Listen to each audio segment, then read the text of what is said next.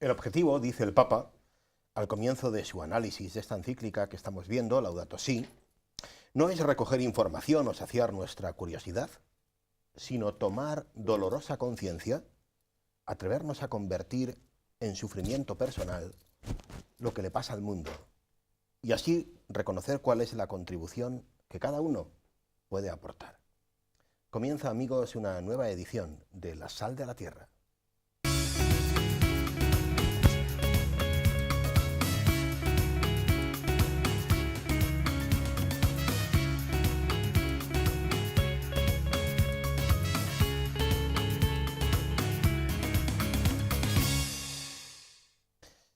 Gracias una vez más a toda la familia de Canal Diocesano que nos seguís cada semana aquí en La Sal de la Tierra.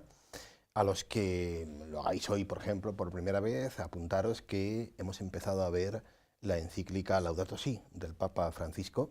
Hacíamos un primer acercamiento en el programa anterior y vamos a meternos ya en harina, hablando en lenguaje, si queréis, cotidiano. Lo hacemos con una buena amiga que nos acompaña cada semana, que es doña María Teresa Comte Grau. Bienvenida. Muchas gracias, bien hallado.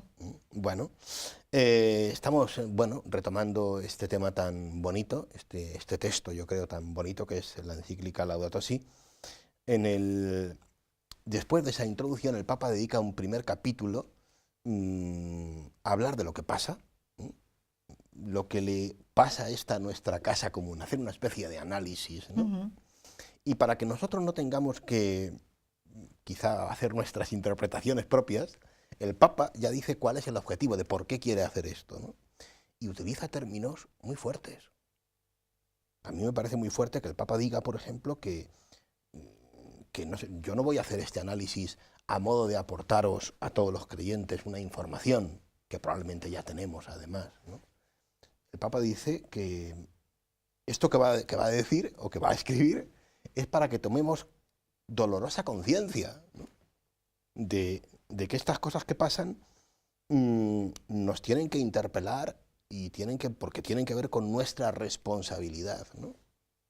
Claro, sí, se trata de eso. No hay que darle vueltas. No es un inventario, no es un relato periodístico, no es simplemente, no sé, un pliego de denuncias, ¿no? No tiene nada que ver con eso, ¿no?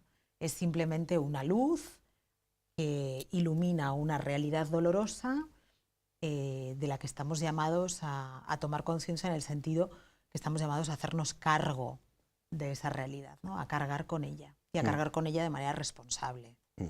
Y asumir, lo digo por temas de los que vamos a hablar ahora, que un poquito, aunque solo sea un poquito, yo sí puedo hacer algo. Porque me admitirás, Teresa, que cuando en algún foro se oye hablar de problemáticas como las que vamos a empezar a comentar nosotros ahora, cambio climático, agua, etcétera, pues uno lo oye esto desde su casa, desde el sillón de tu casa, y dices, mire usted, a mí que me registren, que yo no tengo ninguna culpa de que el cambio climático esté hecho un desastre, de que haya lugares donde no hay agua potable, a mí que me registren, que yo en eso no tengo nada que ver. Y a lo mejor, atendiéndonos a esto que dice el Papa, no deberíamos hacernos esa reflexión, ¿no? Yo creo que es lo de siempre. Un poco ligera. En primer lugar, hay que tener conciencia clara de las cosas.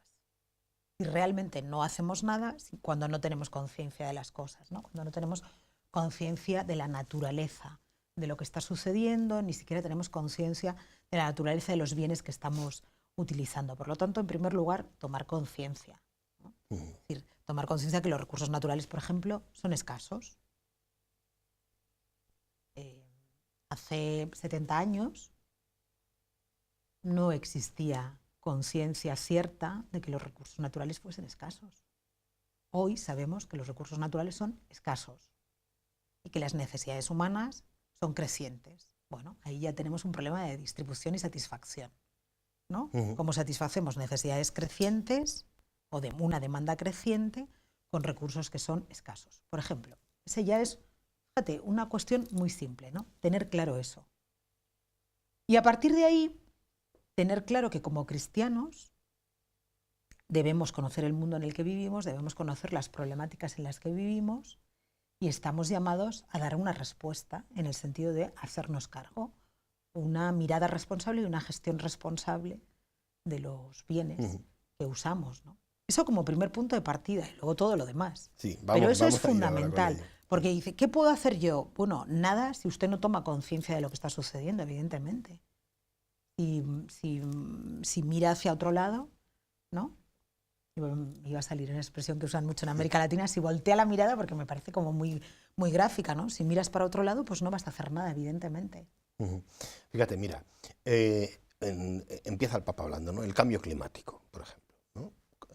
El único cambio climático y contaminación, ¿no? Entonces empieza haciendo una reflexión de cómo efectivamente vivimos en un mundo que produce, dice él, toneladas de residuos, ¿no? Que hace que en muchos lugares de la tierra, dice él, sea un depósito de porquería, ¿no? Y esto lo relaciona, que es lo que te pido que nos expliques, con la cultura del descarte, ¿no? Que muchas personas que nos escuchan habrán oído hablar al Papa en alguna ocasión con esta expresión, ¿no? La cultura del descarte. Es la lógica del consumo o del consumismo. Usar y tirar. Uso y tiro, uso y tiro, uso y tiro. Sin conciencia de que estoy tirando residuos que tienen que ir a algún lugar. No, yo uso y tiro. Esa es la más pura lógica consumista. Y según eso, uso aquello que es útil, tiro cuando ya no es útil, por lo tanto lo descarto cuando no me sirve. Y eso apliquémoslo a lo que queramos. Sí, sí. Es que no es más que eso. Y luego fíjate que a mí una cosa que siempre me ha asombrado últimamente cuando, pues a partir de documentos como este, ¿no? Te acercas un poco a esta problemática, ¿no? Pienso en la del cambio climático, ¿no? Te asusta un poco contemplar las dimensiones, podríamos decir, de este problema, ¿no? Que son varias, ¿vale? Estoy pensando en dimensiones ambientales, pero también de tipo social, económicas, políticas. Detrás de esto hay una maraña de relaciones, ¿no? que complican un poco, ¿no? esta problemática, pero que es uno de los, el Papa lo apunta, uno de los desafíos más grandes que tiene la humanidad hoy, ¿no?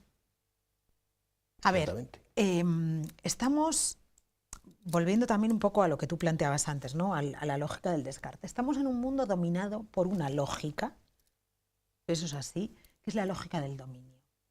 Dominado, pues es redundante. No, pero es verdad, sí. Marcado por la lógica del dominio, ¿no? Y eso está llamado a revertir, o sea, está necesariamente llamado a revertirse.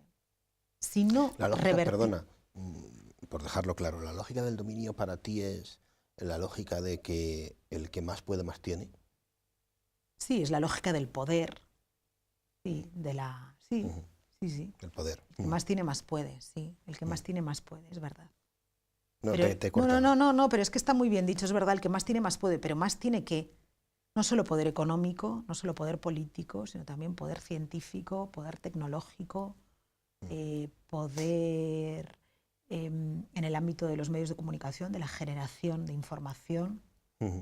Esa es la lógica que entonces expulsa a quien no se acerca, ¿no? Pero lo expulsa después de usarlo. Lo expulsa después de usarlo, no lo expulsa nunca antes. Lo expulsa después de usarlo. Lo usa y una vez lo ha usado, lo ha sangrado, lo expulsa. Pero siempre después de usarlo. Lo cual es doble pecado. Lo cual es doble pecado, por supuesto, porque una vez ya has exprimido todo el jugo, pues entonces tiras el residuo, ¿no? Yo lo siento. Niños esclavos, mujeres y hombres esclavizados en talleres clandestinos, salarios miserables, personas traficadas, ancianos que ya han cumplido con su misión de sostén del sistema, y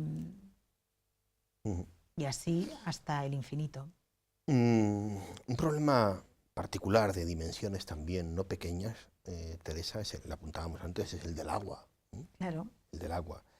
El del agua, sobre todo el de una calidad, no solo hablo de cantidad, hablo también de calidad, un agua que sea potable, que sirva de verdad, ¿no? para beber y que esté disponible, ¿no? Y para regar. Y para regar.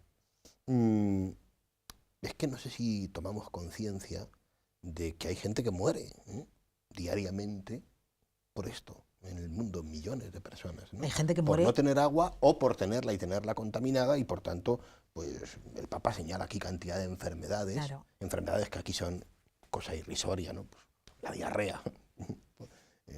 Pero hay lugares en el mundo donde hay niños y familias enteras, ¿no?, que mueren por una diarrea provocada por un agua, por ejemplo, en mal estado, que no sí, tienen más remedio muchas veces que beber, ¿no? sí, sí, sí. Agua no potable, aguas en mal estado, el agua como un recurso de poder, como un instrumento de poder, ¿no? Ujú. Eh, la contaminación de los acuíferos, la imposibilidad de regar cultivos con aguas potables, y eso lleva a la muerte de las especies animales, a la muerte de las especies vegetales y sobre todo a la muerte del ser humano. Ujú.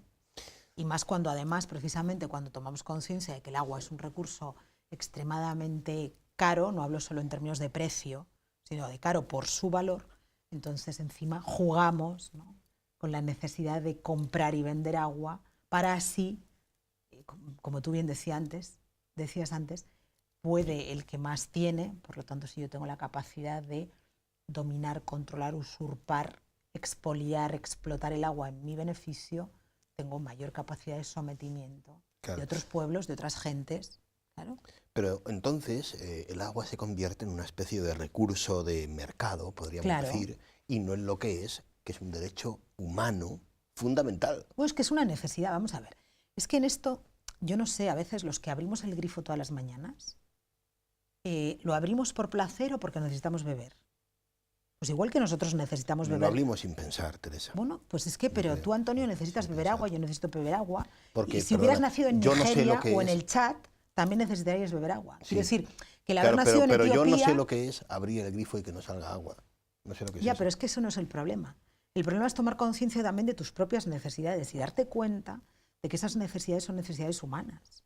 Quiero decir, que los seres humanos necesitamos beber agua y agua potable, porque no nos vale Pero me cualquier tipo de reconocerás que a agua. veces somos, quizá porque somos así, estamos hechos de tal pasta que hay cosas que no las valoras hasta que no careces de ellas, por la circunstancia que sea. Sí. Los que hemos vivido y hemos nacido en esta sociedad en la que hemos nacido tú y yo, donde eso, pues es lo más normal del mundo, abrir el grifo y que salga agua, no sabes lo que es, Bueno, por ejemplo, tener agua, como yo he conocido en algunos lugares, solo durante unas pocas horas al día, pues no sabes lo que es eso, ¿no?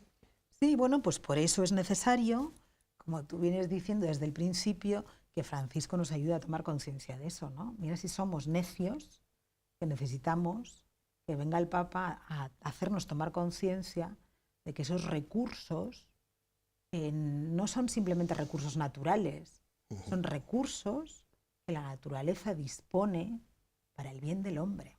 Ujú. Y fíjate qué bonito, hablábamos antes de la mirada. Retomo ahora el tema de la mirada de antes porque, citando al Papa algunas problemáticas, hemos hablado de cambio climático, agua, Mm.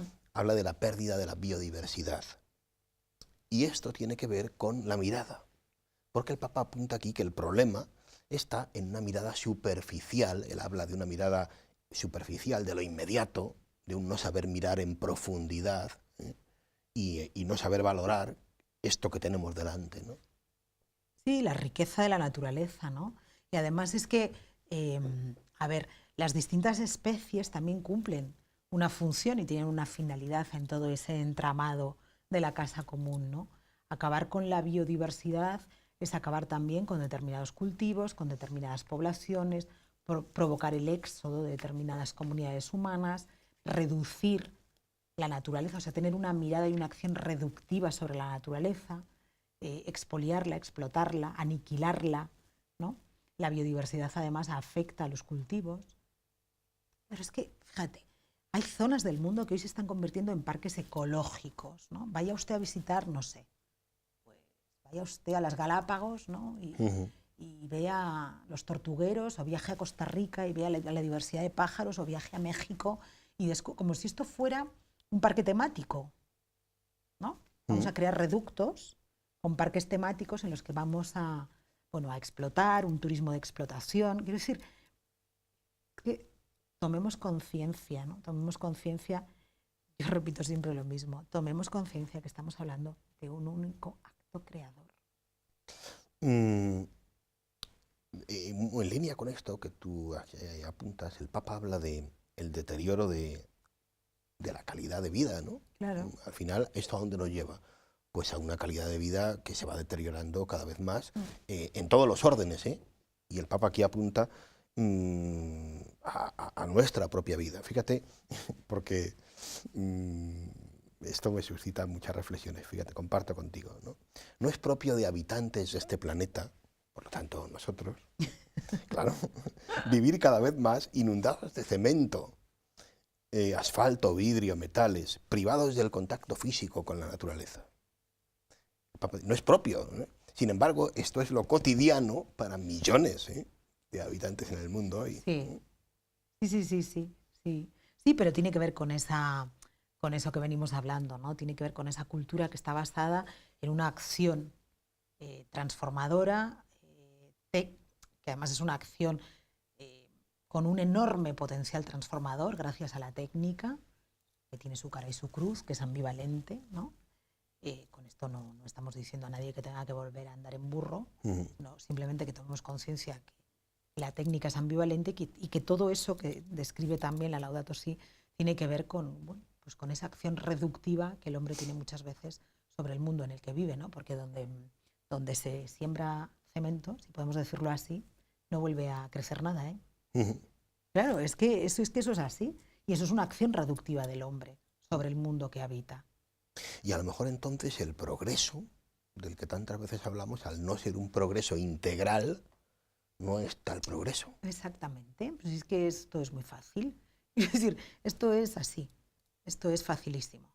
Tenemos una mentalidad, bueno, o nos hemos creado un paradigma de felicidad y una idea de progreso que tiene que ver con la acumulación, con la producción y con la acumulación, y que no tiene que ver con el ser, ¿no? Sino con el tener. Eso lo decía muy bien Pablo VI en la Populorum Progressio, ¿no? La cuestión no está en el tener más, sino en el ser más. Un concepto, una expresión que el Papa utiliza en este documento en varias ocasiones y fuera de este documento, y que sospecho que le gusta mucho utilizarla, la inequidad. Él habla mucho de la inequidad referida a distintos ámbitos. Aquí habla de la inequidad planetaria, dice claro. él, ¿no? Pero fíjate, él habla de una inequidad, dice él, que no solo afecta a individuos, afecta a países enteros, dice él, y que nos tiene que hacer pensar en una ética, habla él, de las relaciones internacionales. Entonces aquí plantea todo un clásico, si quieres, ¿no? En la doctrina social de la Iglesia, que es todo el tema norte-sur, ¿no? Y la deuda, ¿no? Sobre todo. Claro, la cuestión del bien común internacional, de la solidaridad internacional, que va mucho más allá del mero hecho de la interdependencia, ¿no? De que vivimos todos interconectados. Pero si es que eso lo vemos. O sea, estamos convirtiendo determinadas zonas del mundo en basureros, estamos expoliando los recursos naturales de muchas zonas del mundo porque los necesitamos en el mundo industrializado, y por lo tanto estamos condenando a millones de seres humanos a desplazamientos forzosos, pero luego queremos levantar muros para que no entren en ese paraíso, ¿no? Perfecto, donde uno alarga la mano y consigue todo aquello que quiere, ¿no? La realidad es esta, ¿eh? Quiero decir, es que esto ya no... Esto no entiende de ideologías, de interpretaciones, de valoraciones. Esta es la realidad se está imponiendo. Si es que lo vemos en nuestras fronteras. Sí, pero estamos fracasando. Hemos fracasado. Yo no creo que estemos fracasando, yo creo que hemos fracasado. ¿Esto es reversible? Por supuesto, porque si no fuera reversible habría llegado el apocalipsis, ¿no? Y no es así, pero hemos fracasado. Quiero decir, cuando Europa legaliza las deportaciones masivas, ha fracasado. Y es que eso es así, hemos fracasado. Cuando entre Estados Unidos y México hay que levantar una valla y hay que pagar a ciudadanos para que cacen emigrantes, hemos fracasado. Cuando estamos expulsando a millones de seres humanos de sus casas, hemos fracasado. Si el fracaso es real. Y cuando, por ejemplo, yo es que iba a empezar, tú te has ido rápidamente a lo al más serio, ¿no? No, pero yo te iba a decir, hablando de fracasos, quería terminar por donde tú has empezado, y iba a empezar poniéndote encima de la mesa. Bueno, fracasamos cada 2 por 3 que se convoca una cumbre del cambio climático, ya no sé cuántas van, y se reúnen, no sé, vamos, que está allí todo el mundo menos tú y yo en la cumbre, y al final, pero no acabamos de llegar a conclusiones de verdad operativas, ¿no? que pongan en marcha de verdad cambios importantes. Una y otra vez, una y otra cumbre. El Papa lo cita, el Papa habla expresamente del fracaso, por ejemplo, de estas cumbres mundiales, ¿no? Bueno, parece que en la última cumbre de París algo se ha avanzado. Giro, sí. Yo creo que es como todo. Dado que no actuamos por convicción, nos acabamos viendo forzados a actuar por necesidad, ¿no? Entonces, el cambio climático, la escasez del agua, la sequía, que provoca hambrunas, la especulación con las cosechas, la conversión, o sea, no la conversión, sino la... decirlo porque no soy experta en cuestiones agrónomas, ¿no? Pero el sustituir cultivos pues de cereal o por cultivos de soja, todo el tema de las biomasas, todo eso está afectando, ¿no? Afecta, pero ha afectado durante decenios a los pobres, ¿no? Ahora el mundo rico pues empieza a constatar y a creerse eso del cambio climático, y probablemente pues, bueno, pues, los gobiernos del primer mundo algo piensen que tienen que hacer, ¿no? Porque resulta que el problema ya se está viviendo en nuestras casas, ¿no? Sea por convicción, sea por necesidad, la cuestión, digo, es irreversible en el sentido de la toma de decisiones, ¿no? Muchas veces detrás de, pues eso, de decisiones ciertamente equivocadas y perjudiciales, pues lo que hay al final es eso que hemos comentado en tantas otras ocasiones, ¿no? Intereses de grupos económicos potentísimos. Ah, claro, y claro, nada claro. más, ¿no? Claro, intereses, o sea, poder económico, ¿no? Poder, capacidad de control, capacidad de dominio, capacidad de enriquecimiento, posibilidades de enriquecimiento ilimitado, capitalismo desenfrenado. Que está denunciado ya, digo esto porque eso, el Papa hace referencia a la denuncia de esto que se hacía ya en Aparecida, ¿no? El documento de Aparecida. Mira, a veces nos cuesta, simplemente, voy a decir nos cuesta, no vamos a interpretar motivaciones, ¿no? Nos cuesta aceptar que este sistema económico genera muerte, dicho de otra manera, que este sistema económico mata, nos cuesta. O sea, hay algo que se nos remueve por dentro y no... Pero es que lo estamos viendo. Quizá nos cuesta porque no se nos ocurre alternativa y entonces dices... Bueno, es que no sé si es necesariamente una alternativa radical en bloque, ¿no? O sea, yo tengo un modelo perfectamente diseñado que lo planteo como alternativa, pero sí es verdad que hay modos de vida alternativos, hay estilos de vida alternativos, hay posibilidades de vivir de otra manera, hay otras lógicas, ¿no? Y parece que la nuestra debería ser distinta a la dominante. Pues somos cristianos para muchas cosas, pero para esto no. O sea, para esto no hay lógica cristiana. Hay lógica cristiana para otras cosas, ¿no? No vamos a entrar aquí ahora a discriminar, pero hay lógica cristiana en materia de aborto, hay lógica cristiana en materia de matrimonio, hay lógica cristiana en materia de cuidado de la vida, pero no hay lógica cristiana en el orden de las decisiones económicas, por ejemplo, ¿no? Es una cosa que a mí me llama poderosamente la atención. Que haya un estilo de vida cristiano para algunas cosas y para otras no exista, ¿no? Bueno, pero precisamente en un año como este nosotros queremos estar aquí recordando la necesidad de que esto sea así, ¿no? No, bueno, es que no solo hay que sensibilizar al mundo, es que el primer sujeto que debe sensibilizarse es la Iglesia en estos temas. Claro, porque somos los primeros que tenemos la tarea de ser sal y luz. Bueno, ¿no? porque nos gusta decirle al mundo que nuestra lógica no es la del mundo. Entonces, si nos gusta decírselo, pues tendremos que ser creíbles, ¿no? Claro, y para ser creíbles, lo primero es que nos lo creamos nosotros. Decírselo con nuestra vida, fundamentalmente. Fundamentalmente, porque no hay mejor testimonio que el testimonio de las obras, decía Juan Pablo II, ¿no? Pues adelante. Bueno, lo dejamos aquí, Teresa, si te parece. Si no tenemos más tiempo, no sí. Tenemos si no, seguimos. No tenemos más tiempo. Entonces lo dejamos ahí. Gracias una vez más. Gracias a ti, Antonio. Amigos, gracias por haber estado con nosotros en otra edición de La Sal de la Tierra. La semana que viene, a la misma hora, volvemos a tener una cita. Eso espero.